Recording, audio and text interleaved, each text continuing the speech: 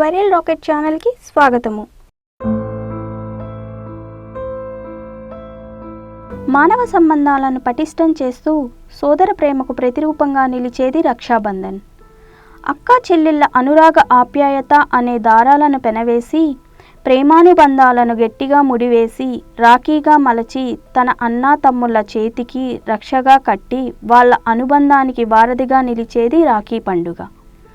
మన సంస్కృతి సాంప్రదాయాలకు ప్రతీకగా నిలిచే రాఖీ పౌర్ణమిని శ్రావణమాస శుద్ధ పౌర్ణమి నాడు జరుపుకుంటారు.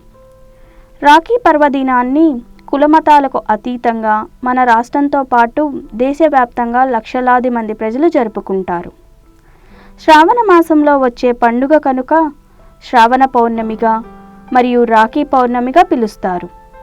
కేరళ, తమిళనాడు, ఒరిస్సా రాష్ట్రాలలో అవని అట్టం అని, బీహార్, మధ్యప్రదేశ్, జార్ఖండ్, ఛత్తీస్గఢ్ రాష్ట్రాలలో ఖజరి పూర్ణిమ అని పిలుస్తారు.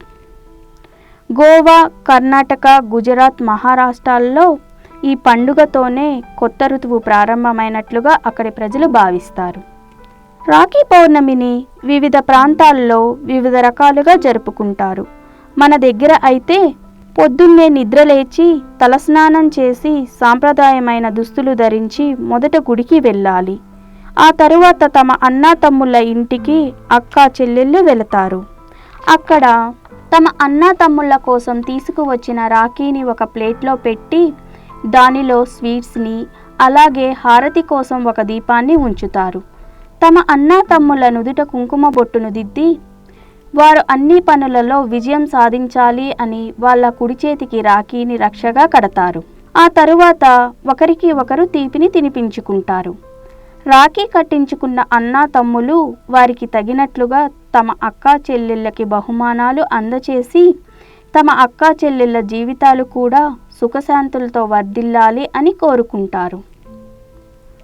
అందరికీ రాఖీ పౌర్ణమి శుభాకాంక్షలు. హ్యాపీ రక్షాబంధన్. ఈ వీడియోని చూసినందుకు ధన్యవాదాలు. మరిన్ని ఇంట్రెస్టింగ్ టాపిక్స్ కోసం మా ఛానల్ని సబ్స్క్రైబ్ చేసుకోండి.